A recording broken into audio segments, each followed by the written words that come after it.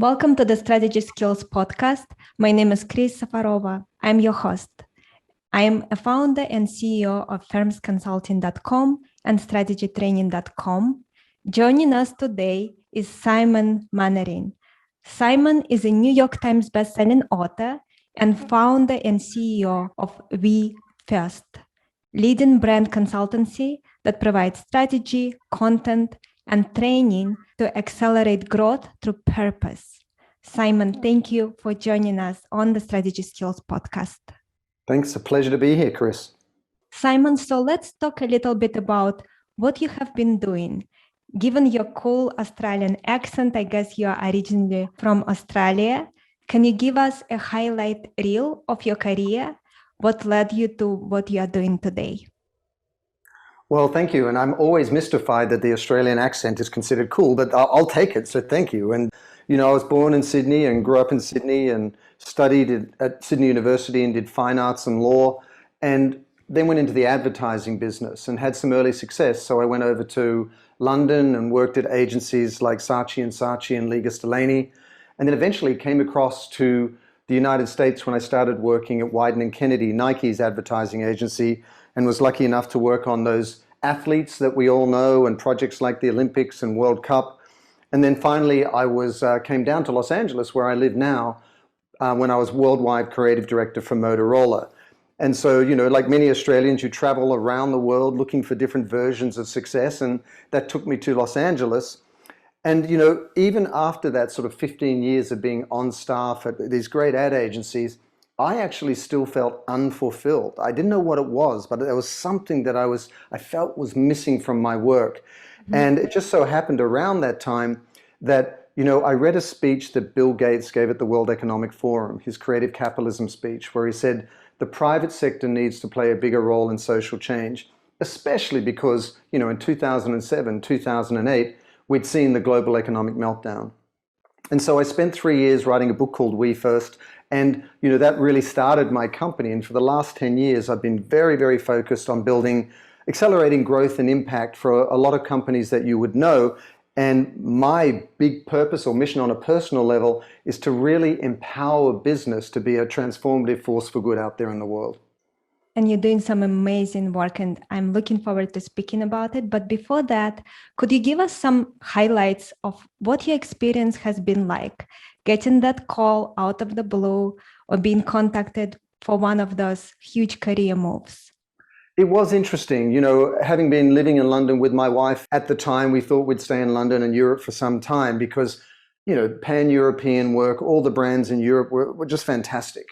And then I did get this call to work on Nike, and it was strange because I didn't even know where Portland, Oregon was. Quite honestly, I'd heard of Portland, Maine, and I thought it must be on the East Coast. It was really out of the blue. And my wife and I actually sat down on a bus bench in London and sat there and looked at each other and said, are we going to do this? Are we going to go and move to the States? We'd never thought of working in the United States.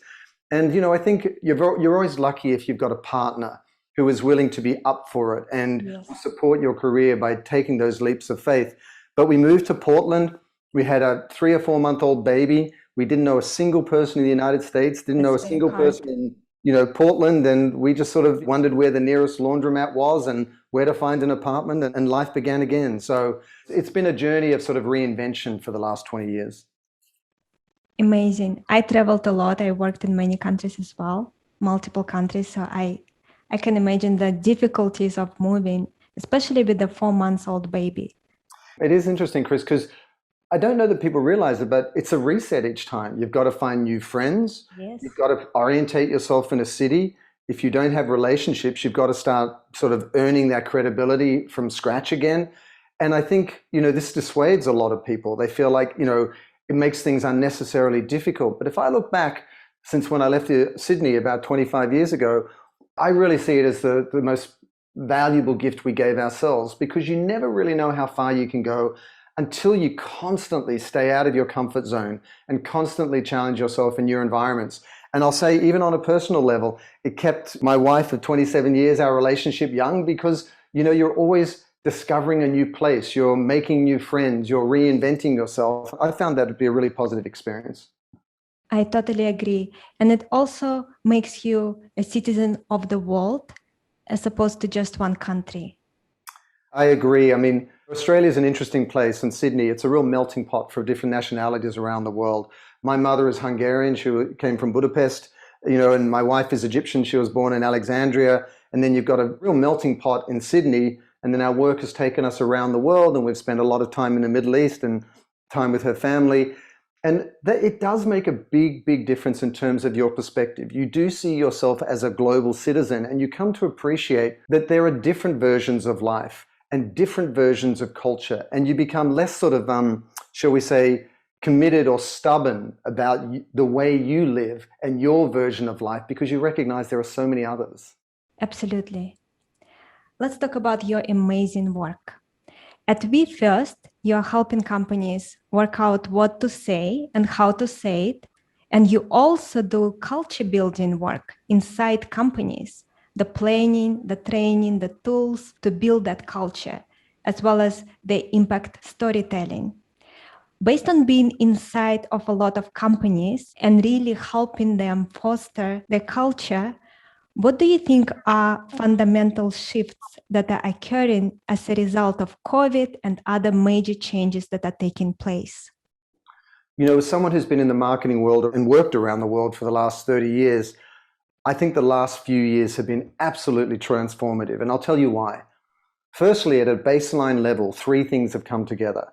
You've got heightened awareness of the challenges we face: climate, biodiversity, pollution in the ocean, and social inequities. They're really on top of mind. They're in the headlines every day.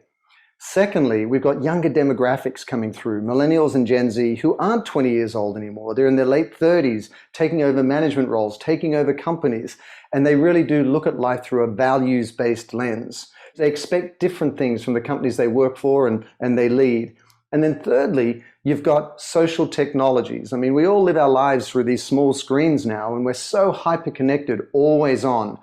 Those three things together, the awareness, the demographics, and the social technologies, have changed the business landscape, and it's heightened the expectation that business does more good. But to your question, this was given absolute kind of a thrust forward due to COVID. Because in the last 18 months, not only have we all had to endure the fear, anxiety, and sadness of so much loss, but also we've had, the Black Lives Matter movement and social inequities really thrust to the front of headlines around the world. We've also had the climate crisis be top of mind. And suddenly we realize in business that there's a growing and accelerating expectation amongst investors, consumers, and employees that business needs to show up in a different way. Everyone knows that the vast majority of companies have contributed to a lot of the problems we're in through their supply chain, or maybe they're treating their people poorly, or they're making products that don't serve the environment. And so now they're looking to buy from, invest in, and work for companies that are doing more good. And so I think COVID in the last 18 months has absolutely accelerated that expectation. Absolutely. Could not agree more with you. So building on that, Simon, how can companies build and strengthen their culture? What are some major changes, rituals, traditions companies need to think about introducing to improve their cultures? Culture, broadly defined, is that intangible expression of values inside an organization. People go to work for companies that have a good culture. They feel fulfilled as their whole person inside a culture that shares their values. So how do you build it? Well, firstly, you've got to define your purpose in the first place. And your purpose is why you exist as a company. Not what business you're in, not what products you make, but what is your role in the world? For example, Unilever, the largest CPG in the world based out of the UK, their purpose is to make sustainable living commonplace. The business they're in is sustainable living. Or Airbnb, which has a global footprint. Their purpose is to create a world where anyone can belong anywhere. They're in the business of universal belonging. So when it comes to their culture, you've got to define that purpose in the first place and then integrate it internally with your employees upstream in your supply chain to make sure everyone knows why the company exists, because that will inform their daily role. That will inspire people to join the company. That will allow you to retain employees for the longer term. And then how do you maintain that over time? In our work with companies of all sizes, large and small, there's 3 different vectors you have to consider. And this is so important because if you don't, what often happens is you make the commitment to being a purposeful company, you make the announcement, but like a balloon, it slowly sinks to the ground. Yes. The way to avoid that is to make sure you do these 3 vectors, top down, bottom up, and over time. So top down is the CEO, the C-suite, department leads, sharing with the company what you stand for, what is your role in the world, what gets you out of bed in the morning. And this can be an announcement by the CEO, it can be a live event or a virtual event, it could be, whatever company format suits them best.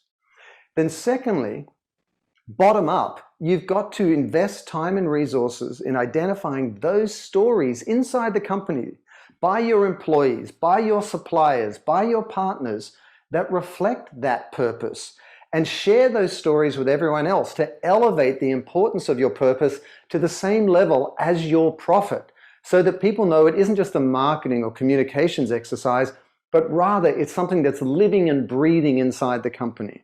And then thirdly, over time, you've got to establish these traditions and rituals. So a ritual might be once a quarter, you have an all-hands meeting, and the C-suite, the CEO, talks to the company and says, look, these are our commitments. This is the difference we're making in communities around the world. These are our ESG commitments, environmental, social, and governance commitments. And really just remind everyone what that purpose is and how we're tracking. And then those traditions could be an annual day of volunteering, like Starbucks Global Month of Service, or Timberland's Path to Service. All of these different companies create an opportunity once a year to really reinvest in what they stand for as an expression of their purpose. So to build a company culture that is purposeful over time, make sure you define your purpose and then you integrate it top down, bottom up, and over time. Could you give us some examples of companies that are doing it very well? There are many companies doing this well now, and I think the common denominator is they co-create the impact they want to have with their employees. So I mentioned Timberland.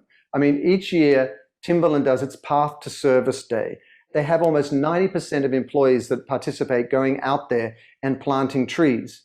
And even above and beyond that, they're now working with artists and influencers to create wallscapes inside urban areas that bring to life their commitment to the environment. Another example might be Starbucks, as I mentioned, where they actually co-create the impact specific to the different region or city you're in around the world. So they have their global month of service, and then the employees, or what they call partners in each region, actually have input into what area or what issue they want to address, and then they all work towards that in locally, and then as an aggregate of that, they talk about the overall impact that the company has had in very different ways in different regions around the world as part of their global month of service.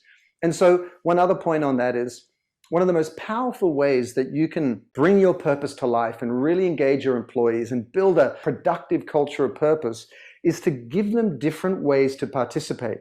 Because one size doesn't fit all. Not everybody wants to do the same thing. So some people may want to create and share content. Some people may want to volunteer. Some people may want a donation match with their company. So look at the individual human being that is your employee and give them a suite of ways that they can actually participate. And suddenly you'll see the vast majority of your employees show up, and they'll really believe that your purpose is authentic, and it'll really make them feel better about working at your company, and that will be good for your bottom line. This is such an important point, and it also ties back to what I spoke about to Amanda lots yesterday, how it's important to give people control, more choices.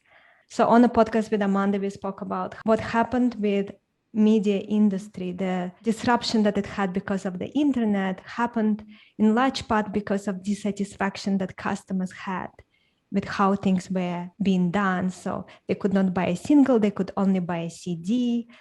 They could not stream music, they could only own it.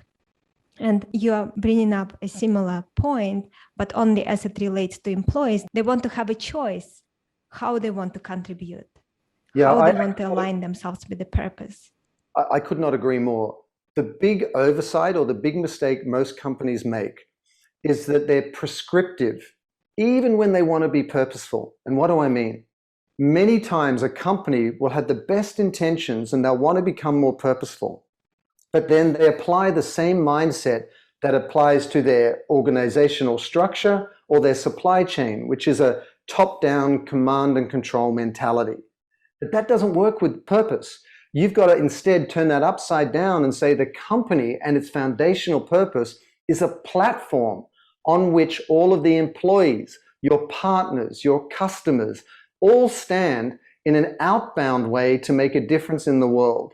And so the way to do that is see it as a co-creative exercise. Whether that means you ask them what issue or cause you'd like them to contribute to, you ask them how they'd like to participate, you ask them when an issue comes up, like the Black Lives Matter movement, for example, how they want to respond. When it's co-creative, they're much more invested in participating and achieving the result. Exactly. People support what they create. Agreed. Simon, from your perspective, from all the work that you are doing, what is the future of how business will be conducted? I think that most businesses today, CEOs, C-suite included, are not looking at the world with a clear-eyed point of view. And I think that it's going to cost them dearly. And that sounds grave, but I'll explain why. Too many businesses are failing to realize the reality of the future we face. Why? Because they are building on the past. They are doing a little bit better or a little bit different to the way things always were. But we instead need to reverse engineer out of the future and prepare for that future so that when it is accelerating towards us, the market rises to meet us and we can do well within it. We can leverage the new market forces. And what does that future look like? Today, right now, issues like the climate crisis, loss of biodiversity, ocean acidification, pollution in the oceans, social inequity and disparity of wealth and opportunity are all compounding in the future, all interrelated and complex, but growing. And they're hurtling back towards us in the present. And what that's going to do is very soon create a hockey stick of expectation on every business to show up very differently. And I deeply believe the most iconic brands of the future will be those with the greatest social impact. Not because everyone suddenly woke up and grew a conscience, but because the reality of our world is going to be very, very compromised because of the conditions we've created for ourselves. I mean, just look at how the world has changed in the last 18 months. And one of the great challenges to all CEOs, every founder, every CEO right now is, how do you deal with multiple crises at once? From fair and living wage to diversity and inclusion, to sustainability and ESG expectations, to whatever the next challenge might be, pandemic or otherwise. And so, how do I think business is going to change? What does the future of business look like? I think it's going to look like the shift that we've experienced in the last 24 months, and it's going to continue and it's going to increase. But that sounds negative. If you flip it, if you change your perspective and realize that every single one of these challenges are a marketplace opportunity waiting to be solved, then you can be very optimistic and you can drive enormous growth and unlock incredible opportunity moving forward. So how do we pull carbon out of the air? How do we get plastic out of our supply chains, our oceans, our lives? How do we shore up the communities in which we operate? Because here's the reality, brands can't survive in societies that fail. And the more that we serve those society at large in our communities, the better equipped we will be to thrive. And so the short answer is, I think that we need to reverse engineer out of the future rather than build on the past. It's a very challenged future, and the brands that are going to experience extraordinary growth are the ones who are going to see business opportunity in solving for these social and environmental challenges. So we talked about how you think about the future. What about as far as trends that you are paying attention to? The world is transforming quite a lot. What are some of the big things that are on your radar? I think one of the greatest challenges for us all moving forward is the nature of reality itself. And what do I mean? I think here in the United States, it's a very divisive time. People are polarized. But the role of a lot of social technologies and social media in our lives continues to pull people apart. Putting politics aside, the reason that's so important is that we can't even agree on the version of reality that we're living in, let alone solve for it. And I think, there is going to be a watershed moment where we're going to have to start to reorientate how we see each other and our relationship with the natural world if we're going to be able to solve for these big challenges. So I see a big shift coming in terms of the role of technology in our lives and reconnection to each other and the natural world in service of a more sustainable future. At the same time, I see that the younger demographics coming through are impatient, they're angry, and they are deeply, deeply committed to transform the way business is showing up in the world. And I think there are going to be companies that are on the right side of history that are really retooling themselves to not only do less bad, but more good and solve for these issues.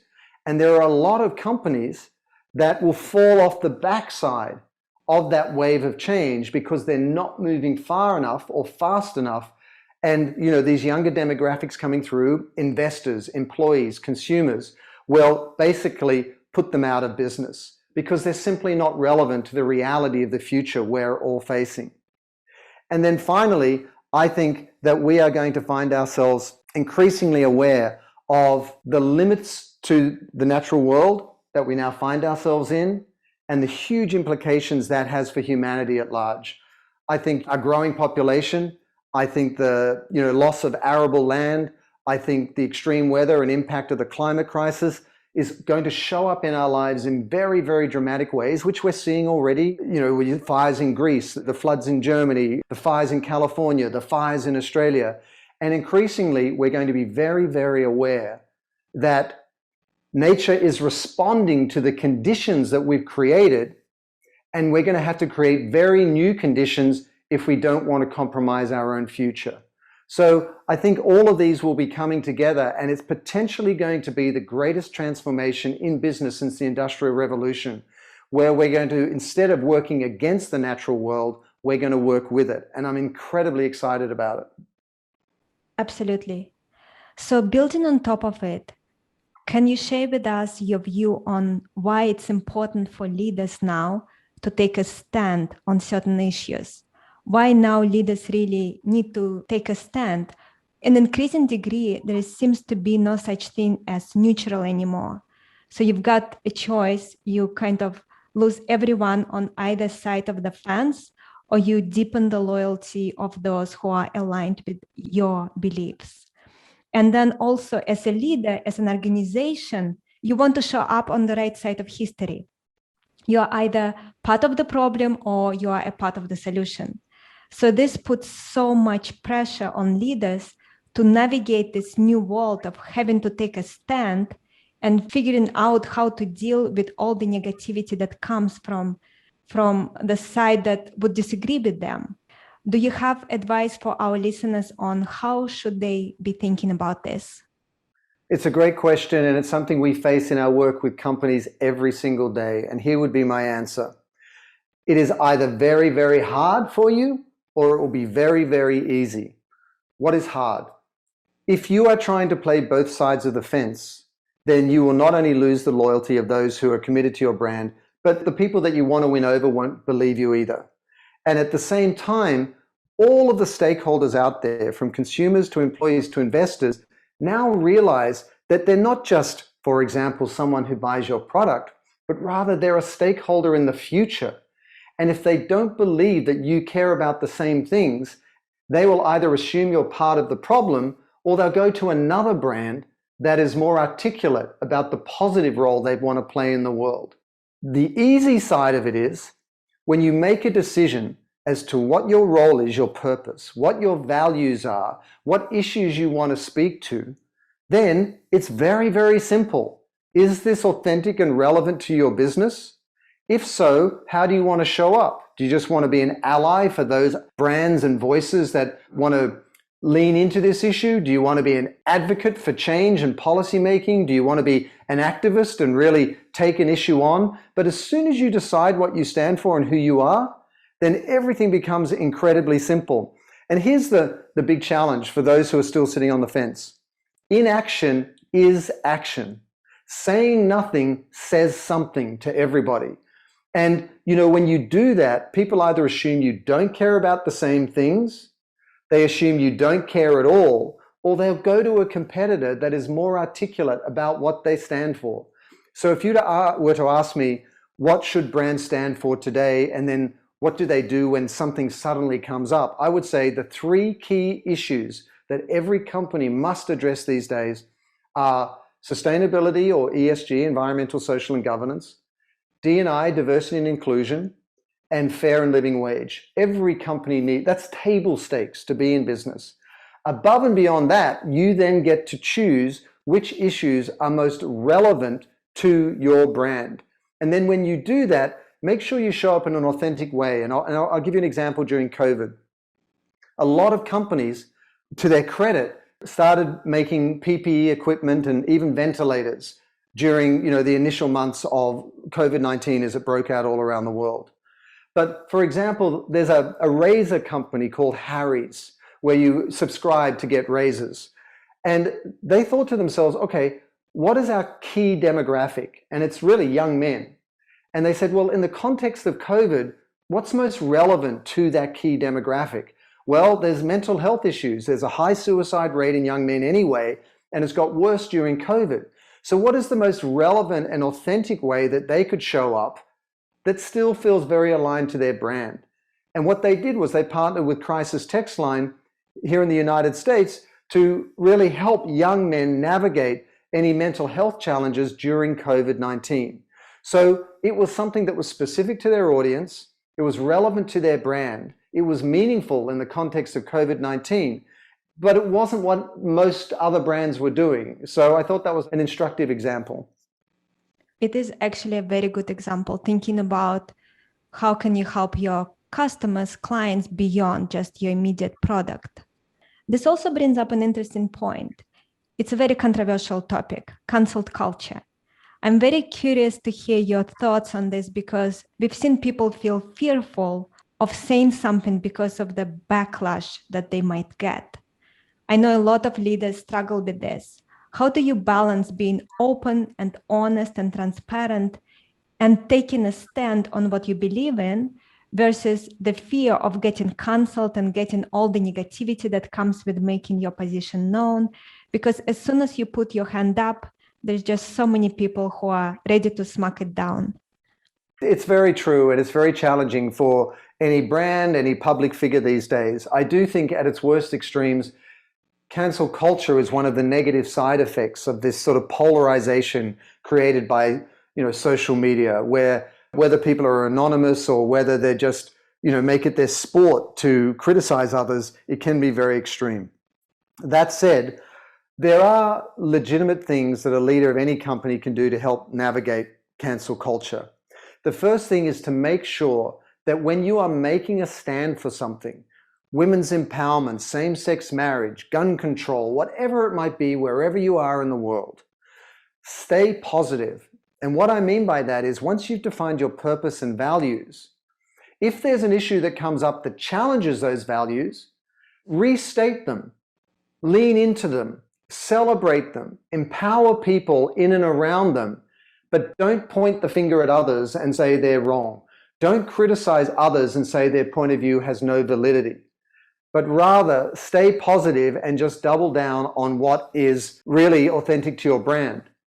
The second thing you need to do is to control the narrative. As you say, when you put your hand up, it invites scrutiny. And then suddenly you can be exposed for things you're doing well, but also things you're doing not so well. And the way to avoid that is to say, like any company, this is what we're good at, this is our commitment, and this is what we're not doing as well as we could, but this is what we're doing to work on it. And so, by getting out ahead of the issue, whether it's plastic in your supply chain or whether it's any aspect of your business or products that you need to improve, be the one that owns that. Share your awareness of that so that it basically takes the opportunity away from others, individuals, media, and so on, to really point the finger at you as if you're hiding something. So stay positive, control the narrative, and then thirdly, most importantly, you've got to walk your talk. You know, the reason cancel culture thrives today is not only the technology and the tools themselves, but because there is so much disingenuous behavior. There are so many false claims out there. There is so much purpose washing, cause washing. There is so much unacceptable behavior by leaders in positions of power. And so if you are going to have a purpose and you are going to have values, live it authentically and walk your talk. That is the most powerful antidote to cancel culture. I agree, Simon. And what advice would you give to listeners who are not a CEO of a company, but they are maybe senior manager? So we spoke a lot about how companies need to address it. If we go down a few levels and we go to, let's say, manager, senior manager level, what advice would you give them? The wonderful thing about this period in business is that we are really starting to embrace the agency of every single person in society. A consumer can have an impact by what companies it buys from, where they work, where they invest their money in a pension fund. In the same way, an employee, a manager, a couple of levels down, can be a catalyst for change. And actually, in all the work we've done over the last decade with purposeful brands, typically, the transformative work begins when there's a small group of people or an individual inside a company that surfaces up an issue, starts to work on an initiative, gains some momentum behind it, and then the company embraces it. And so if you're an individual inside a company that is purposeful and is already doing this sort of work, I think you take it to a senior manager and so on, and you lay out the business case for it. You show examples of competitors that are thinking this way, and you really think through the cost-benefit analysis of leaning into a certain cause or commitment. And then you will equip that senior manager or that CEO or C-suite executive to look at it and say, wow, this makes a lot of sense. If you're inside a company that doesn't do this type of work, that doesn't mean that, you know, there's no hope. You should take the same approach, which is to go to somebody in a position of influence who you suspect cares about the same things and says, can we explore the idea of doing this? And see if they embrace it, and you slowly build a small group inside the company that are committed to this, and then take it to senior leadership and so on. If you only find resistance and you're shut down and there's absolutely no commitment to showing up more positively inside that company, you may want to consider whether that company is the right place for you, because you care about these issues and there's no way for you to express that inside the company. And right now, due to COVID, you're seeing what they're calling the Great Resignation, where a lot of people are thinking about where they're working and whether it was aligned with who they are, and actually moving on and changing careers. And so, you know, I think each of us has an opportunity as an employee, as a consumer, as a supplier, to show up in a new way. And my hope for everyone is that they're in a company that will embrace that. But even if you're not, run it up the flagpole. See if you can get some sort of buy-in or momentum behind it. And if you only find there's resistance and there is no alignment between what you care about and what the company is doing, then it might be good reason to consider looking for a new position. Absolutely. And this, I think, also extends further to even beyond the companies. Even if you are a mom with 3 kids, you are a leader and you need to lead. I completely agree, Chris. I think for a long time, and I don't mean to generalize, but a lot of us were waiting for somebody else to fix things. Government will fix it, or a non-profit NGO foundation will fix it, or those do-good companies out there will fix it. But we're all waking up to the realization now that we created this mess together. It doesn't mean we're bad people, but when we're throwing a piece of plastic in the street, when we're buying from a company that's polluting the water, you know, when we're enabling a CEO who is treating his people poorly, all of these things have contributed to this situation we now find ourselves in.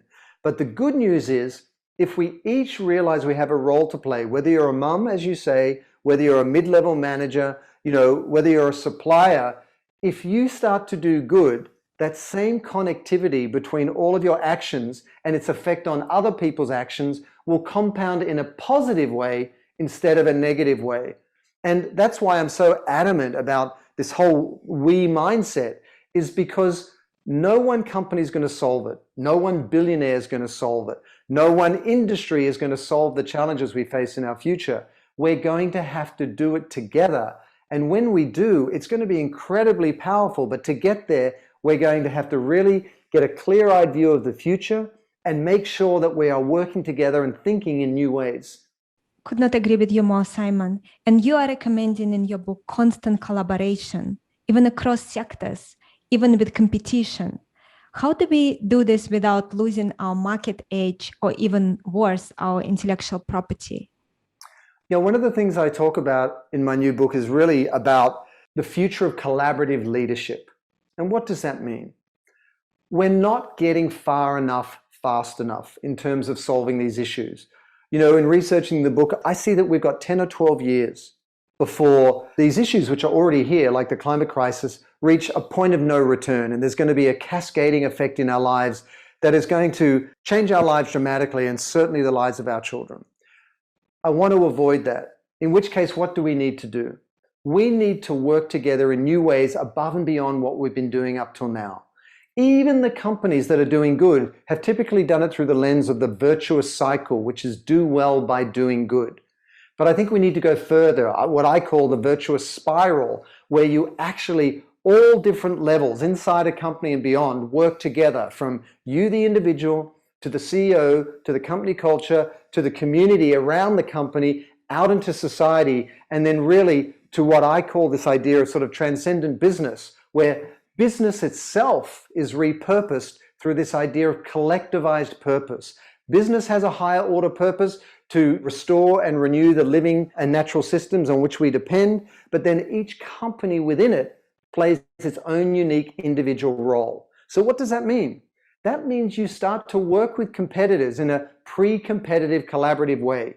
What does that mean? That means you look at the industry and say, how can we, for example, create less waste? How can we use more responsible dyes in our fabric or clothing? How can we, create innovations that the whole industry can use prior to going to market? And then how we use those innovations, how we take them to market, how good our products are, it's all still fair game. This is capitalism at its best. But what you're doing is leveling up the industry through pre-competitive collaboration. And then above and beyond that, as you mentioned, there is cross-sector partnerships and collaboration where the public sector and the private sector work together, and we create those synergies between the different sectors of society, because in the absence of doing that, what you're finding is, consumers want a better type of product, but business isn't making it. Or business wants to make a better type of product, but governments and regulations don't enable that. Or investors want to invest in companies doing good, but CEOs aren't prepared to make those products. And this competition between the different sectors of society are putting a limit or ceiling on how quickly we can course correct carbon in the air, plastics in the ocean, and so on and so on. And we need to break through that sooner rather than later so that we can course correct our future. Absolutely. Simon, how do you think leadership itself is changing? What do you think is different about what leaders have to start doing now and what leaders are going to need to do in the future? I think leadership has got to be much more empathetic today. And by empathy, I mean you have a strong awareness, sensitivity to the experience of life for others. And on the strength of that, you don't see yourself as this hierarchical leader at the top, but rather you're somebody that inspires others to follow you. And in service of what? In service of your purpose, the reason the company exists. And so I see the nature of leadership changing to be much more collaborative. And if you just think about it for a second, it's far easier for somebody to identify a higher order role that a company or an organization is going to play in people's lives in our future and rally everyone around something bigger than yourself than it is to really just talk about making money and be prescriptive and tell people to do their jobs and really not engage their whole human being, don't get them inspired or excited. And that's why you're seeing this great resignation going on right now. And so I think we are going to have to lead together in new ways. I think the nature of leadership is going to become much more empathetic. And I think all of us are going to recognize that we need to be leaders. Chris, you need to be a leader through the choices you make in your life. Simon, you need to be a leader in the choices I make in my life. We all need to lead together. And you might say, your listeners might say, how on earth is that ever going to happen? Well, firstly, I want to draw a distinction between healthy self-interest and selfishness. It's fundamental to human nature to have a healthy self-interest. You want to do well yourself, you want to do well for your family, and so on. What I'm talking about is putting an end to selfishness where your success comes at the cost of others. Because now, the way we've been doing business is coming at the cost of things that are far more valuable than money. Our environment, the air we breathe, the water on which we depend. I mean, there's no choice. This is the stuff of life. And so we need to be much more conscious of where we're investing our time and what the true value or cost of things are through the businesses we make and create. And so all of that is to say that I think leadership moving forward is going to be a collective experience. We're all going to embrace our own agency for change. We're going to be much more collaborative in nature. Why? Because these issues we're solving for are bigger than humanity itself. And just one other point on that, Chris. When you look at COVID, if you go back to February 2020, if we were doing this podcast in February 2020 and I said, you know what, in 1 month's time, the vast majority of the business world will start to shut down. And the vast majority of companies will be preparing to send their employees home. And some of the major companies in the world will be retooling their supply chains and making PPE equipment and ventilators and so on and so on. You would have said I'm crazy. But that extraordinary set of events happened because we faced something that threatened us all. And that is just almost like a pilot or a preparation for a lot of these challenges that we're going to face in the near term.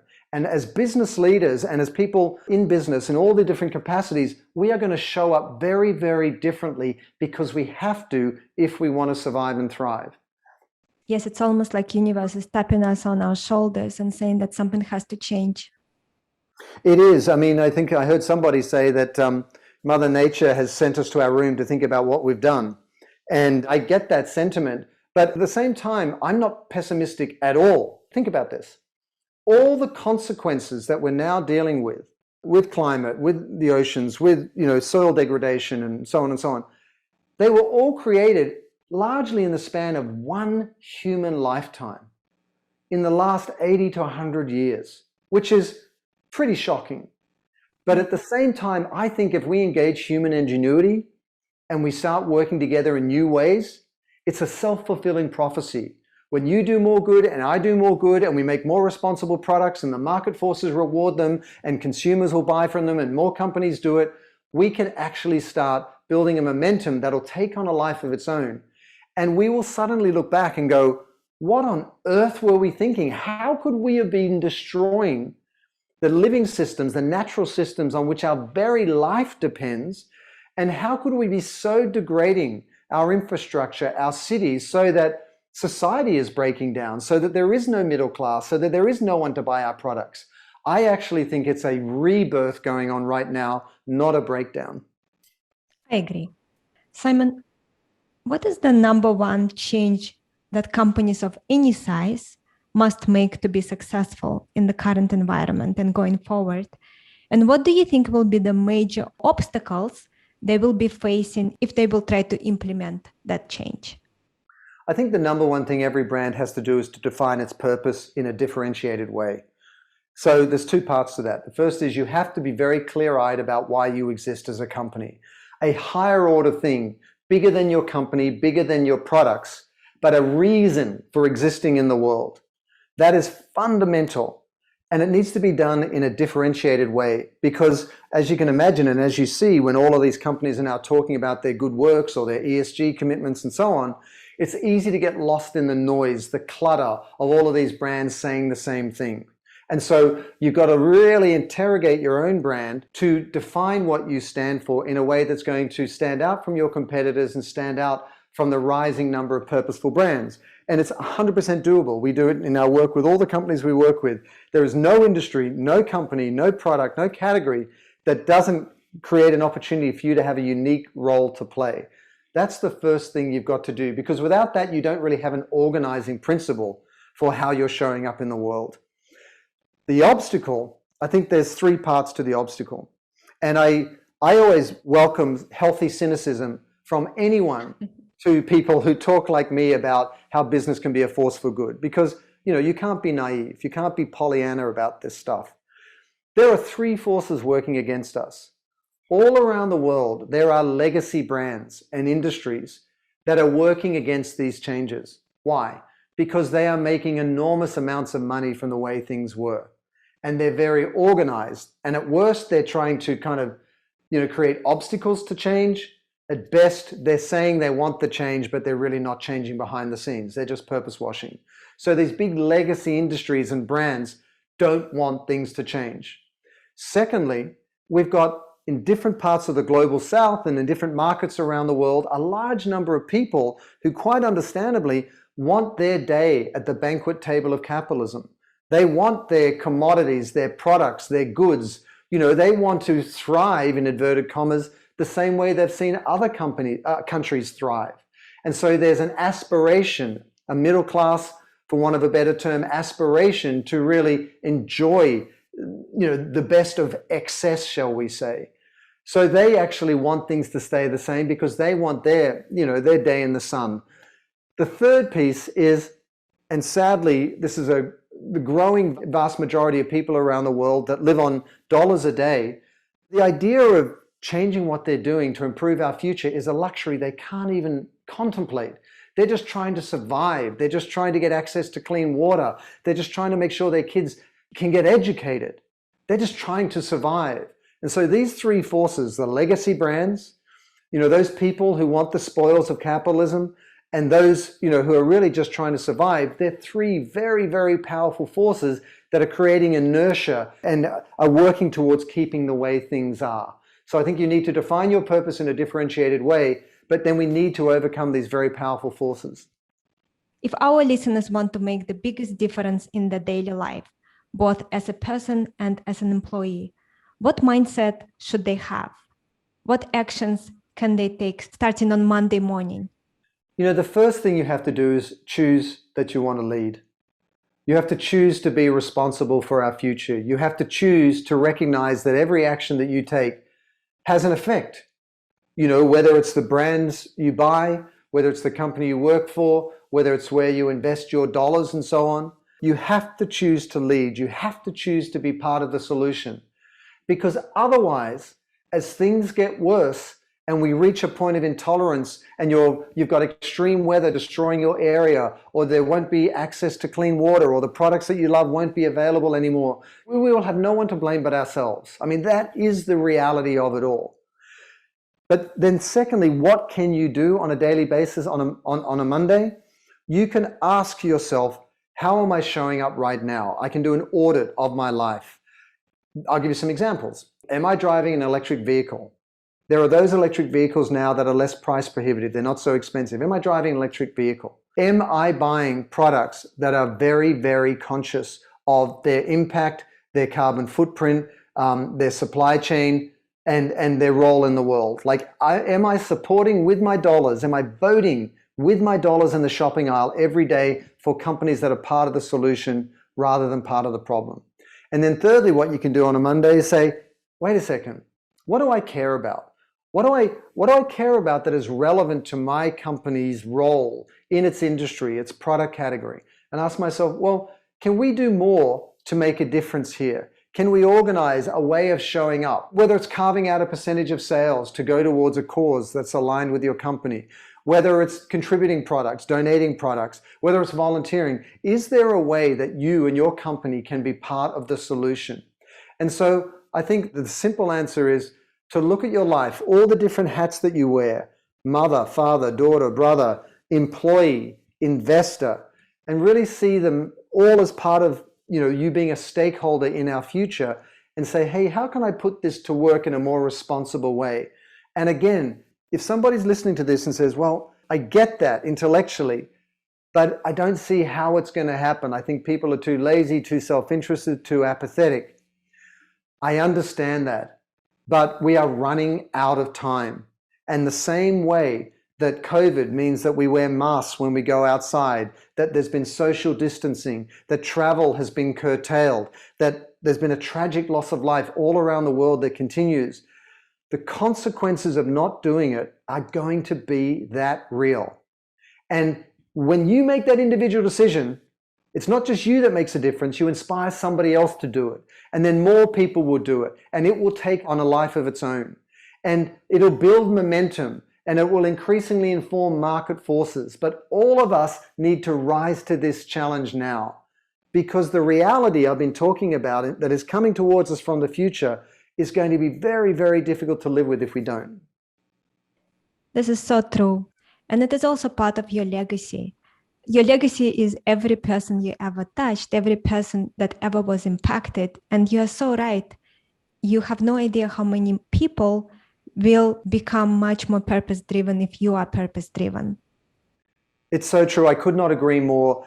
You know, a lot of people have gone almost from apathy, where they didn't care about what business was doing, to hopelessness. Oh no, the future's lost, and they've given up. But I think in that gap is the most important and powerful piece, which is we are innately good people. Innately, we want to connect to each other. Innately, we want to connect to the natural world. It's hardwired into our brains, into our chemistry. And I think we need to get closer together to each other, closer to the natural world, and realize that if we actually reprioritize how we live, then we can have a very different experience of life. I mean, you see cities like Barcelona talking about green zones now. You see cities shutting down congestion and traffic in different ways. You see a flight of capital all around the world to ESG funds, which are, you know, companies that are more responsible in terms of sustainability. You see Larry Fink, the CEO of the biggest money manager in the world, talking about the social purpose of business. You see B Corps out there. You see the Business Roundtable, the largest companies in the world, their CEOs all talking about a redefinition of the role of business and companies. There is enormous momentum building right now to solve for our future. And we've all just got to ask ourselves, do I want to be a part of that? Do I actually feel like if we all lock arms and we do this together, we can make a difference? And if so, start small and build from there. And suddenly, you don't feel hopeless. Suddenly, when you're intentional about everything you buy and how you show up in the world, you go, wait a second, everything I'm doing is part of the solution rather than part of the problem. And then you don't feel hopeless because you are already being an agent of change. Yes, and every crisis is an opportunity. So Yes. It's important not to let it go to waste.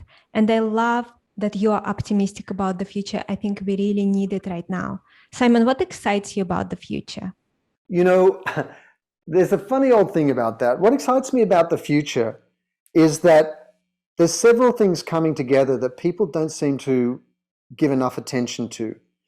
Number one, I have never seen so much awareness of the challenges we face around climate or plastics in the ocean or loss of biodiversity. People are aware in a way that was unimaginable 5 years ago, and COVID has caused that in a lot of ways. Secondly, we've got younger demographics coming through who are extraordinary, who look at the world differently and want to make a difference. That's their way of being in the world. And then thirdly, we've got exponential technologies, social technologies, AI, all of these different tools that can create change in ways that really weren't possible before, that can go to scale in ways that, you know, are just breathtaking. I also deeply believe that humanity has a strong survival instinct. I don't think we want to go out of business. I think we're probably foolish enough to leave it as late as we can go before we actually fix what we're doing. But I do believe in the strong survival instinct on an individual and collective level. I also think that there's a movement underway, specifically around the climate crisis. As you see all the announcements, and there's, you know, COP26, the big climate conference happening, and so on. You know, all of these people, best of breed people, financial institutions, heads of state, are rallying in ways that you haven't seen before. And then finally, you know, I believe that doing good is a self-fulfilling prophecy. And what do I mean? If we all give up, there is no chance, because we've all given up. It's just self-evident.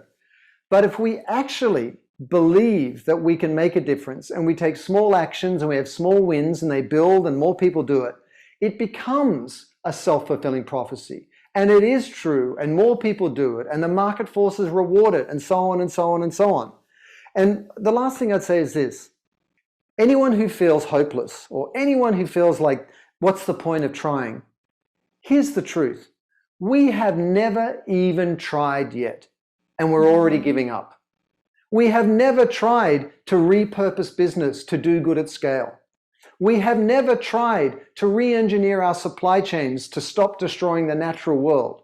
We have never tried to really leverage our agency in all aspects of our life to make better choices.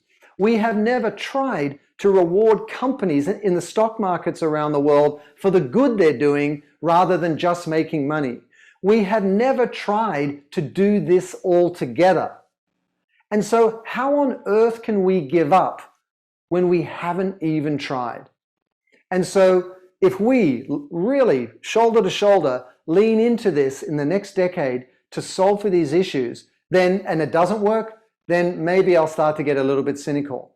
But I deeply believe that this is an absolutely transformative reimagining of business going on right now. And as people get a taste of the marketplace opportunity by solving for these issues that challenge our future, and it takes on a life of its own, we're going to see it build momentum. And we're going to look back in a decade or two and say, what on earth were we doing before this? Because look at how much potential there is in solving for these social and environmental issues. So in essence, I don't believe we've even tried. And I think when we do try, it's going to be extraordinary what we can do. Simon, I so agree with you. And what do you think is the biggest mistake companies must avoid if they want to make a difference in shaping culture and be part of this better future? I think they need to be genuine about it. You know, paying lip service to being purposeful, you know, just managing the optics by putting a nice campaign or television ad out there anywhere in the world, that is only going to do more harm than good to you. You'd be better off not doing anything at all. Because as these issues become more and more acute, your employees, your investors, your customers or consumers will become more and more intolerant of companies that simply, almost cynically, say they are purposeful and then don't really change. And we're at a point now, and it's already being experienced by so many people around the world. You've got climate refugees, you've got huge disparity of wealth, you've got infrastructure breaking down in cities all around the world, not to mention COVID. You're already seeing people waking up to just how irresponsible we have managed our lives, the environment, society, business, and that it has to change. And I don't think there's going to be much compassion for companies that don't do it authentically.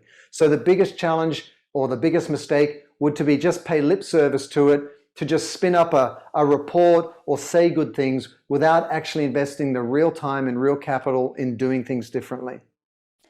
Simon, and as companies are taking genuine action, storytelling is, of course, becoming very important because this is how our brains are wired.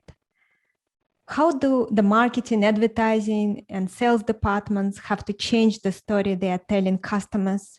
And also, what about leaders? How should they change the story? How should they use storytelling? I mean, storytelling is so important because it doesn't matter where you are in the world, we are all still human beings sitting around a campfire telling stories about a company, about a CEO, about a product, about a brand. Storytelling is how we relate to each other. But the CEO needs to tell a story that is an expression of this larger shift in storytelling around business. In the 80s and the 90s, greed is good, you know, and everybody wanted to make money at the cost of everything else. But now we're looking at natural capital, like the cost to the environment of what we're making and so on. So the CEO needs to tell a new story about the role of their company in this larger vision of capitalism or business, which is really about collectivized purpose, where every company has a purpose that's going to improve lives, that's going to restore the living systems, the natural systems, the social systems on which we depend. In terms of marketing, there are several things that companies need to get right. They need to lead with their purpose in terms of the role they're playing in the world. They need to be the celebrant, not celebrity of their stakeholder community. What do I mean? Too many purposeful companies talk about themselves and nobody listens because they're talking about themselves. Instead, you need to celebrate your suppliers, celebrate your employees, celebrate your customers, celebrate your partners, and use your storytelling, your marketing to celebrate the efforts of stakeholders, A, so they look at the content because it's about them, and B, so they share it. And that way they will build your business with you. But you might ask, why is this possible now when it wasn't possible before? And what's the role of story within that? I want to share this because I'm equally sort of cynical and skeptical of anything that says that we can fix this as anybody else. And the reason I think it's possible now is three things have come together which have never coexisted before. The first is stakes, like the stakes of everything. I mean, we are literally facing an existential crisis. If you look at the IPCC climate report, the sixth assessment that came out, that talked about its code red for humanity, we are at a point of no return. The stakes could not be higher. Yeah. Secondly, stakeholders. We could never really offer a viable alternative to the practice of capitalism until we had everyone at the table. Sometimes we had conscious consumers. Sometimes we had a few CEOs. Sometimes we had a few well-intended companies. But most importantly, in the last 18 months, the investor class has woken up. The institutional and retail investors who are saying we want to invest in ESG companies that are more responsible in terms of sustainability and that are, demonstrating regenerative practices. So now we have suppliers, CEOs, employees, customers, consumers, and investors, and we finally have everyone at the table. So stakes, stakeholders, and then to your question, story. I don't think we've ever seen a moment in time where so many voices from all different sectors are calling for a new story for business, a new narrative around the role of business in the world. And I mentioned some of the examples before, but the larger point is this: when you have the stakes, when you have the stakeholders, and you have a new story, then we can all be human beings sitting around a campfire, repurposing business in ways that are going to improve everybody's life. And I think that's the great opportunity. Could not agree more with you. Simon, what are the key takeaways you would like our listeners to walk away with after listening to this episode? The first key takeaway is there is no need to be hopeless. If we all choose to lead together and to really take responsibility for the impact of our own individual lives, whether that's as a citizen, as an employee, as a CEO, as an investor, whatever it might be, there is nothing we can't achieve together. Secondly, there is a fundamental need for a repurposing of business, a collectivized purpose for business. And I articulate that as sort of leading with we, which is about protecting the natural systems, the social systems on which all of our futures depend. And then thirdly, we must define our purpose and execute it authentically.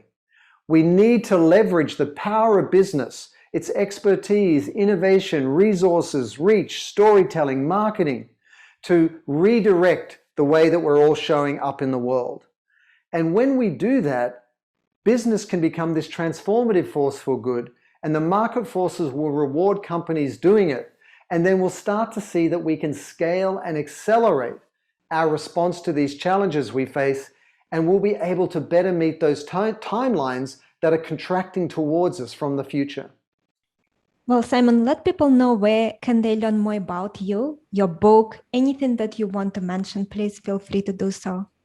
Thank you. My new book is called Lead with We, The Business Revolution That Will Save Our Future. And it really lays out a step-by-step programmatic approach for how you can pull this idea of leading with we through your entire company, your supply chain, your products, your innovation, your industry, and across sector. And to really position you to be on the right side of history and benefit and drive growth through the market forces that I see coming our way. So this is about driving growth by solving for social and environmental challenges. And, I would love everybody to really take it to heart, bring it to life in their own individual way, and recognize that there is a reimagining of business going on that is going to transform our future. And if you play a part in that, the market forces are going to reward you for doing so. Not because we just want it to be that way, but because of the reality of the world we now live in. There is no alternative, and the book will provide a roadmap for how you do that. Simon, thanks again for joining me today. Really appreciate it. Thank you so much, Chris. It's a real privilege to get to share some thinking with everyone, and wherever you are in the world, let's lead with we together. Well, thanks everyone again for tuning in.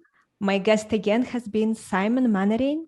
Make sure to check out his brand new book. It's called Lead with We, and I'll see you next time.